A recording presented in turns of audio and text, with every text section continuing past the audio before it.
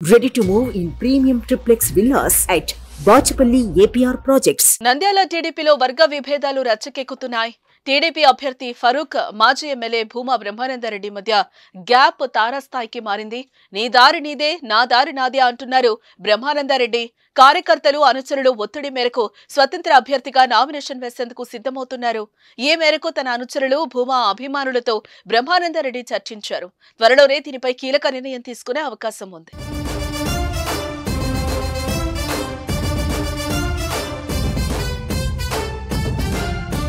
కర్నూలు జిల్లాలో 2019 ఎన్నికల్లో YCP clean sweep చేసింది.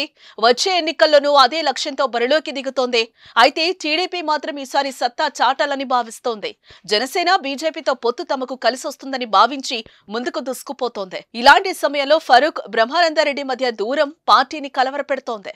పార్టీలో మైనారిటీ వర్గాల ప్రాధాన్యం ఇవ్వాలని నిర్ణయించి ఫరూక్ కు సీటు కేటాయించి భూమా బ్రహ్మానందరెడ్డిని పక్కన పెట్టడంతో ఆయన తీవ్ర ఆగ్రహంతో ఉన్నారు. దానికి తోడు ఫరూక్ ఆయనను పట్టించుకోవడం లేదనే అసంతృప్తి ఆయనలో అడుగడుగునా కనిపిస్తోంది. తన వర్గానికి సంబంధించిన ఇన్ఛార్జ్, బూత్ కన్వీనర్ పదవులను ఇవ్వాలని బ్రహ్మానందరెడ్డి చేసిన డిమాండ్ కు ఫరూక్ స్పందించకపోవడంతో ఆయనకు దూరంగా ఉంటున్నారు.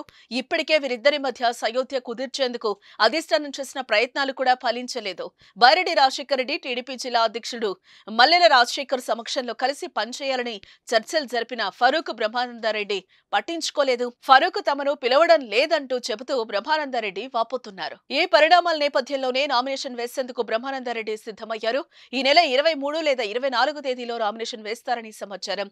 భూమా రెబల్ అభ్యర్థిగా నామినేషన్ వేస్తే నంద్యాల రాజకీయాల్లో భారీ మార్పులొచ్చే అవకాశం కనిపిస్తోంది. టీడీపీకి భారీ ఎదురుదెబ్బ తగులుతుందని పార్టీ శ్రేణులు కూడా భావిస్తున్నాయి. మరి దీనిపై అధిష్టానం ఎలాంటి చర్యలు చేపడుతుందో చూడాలి.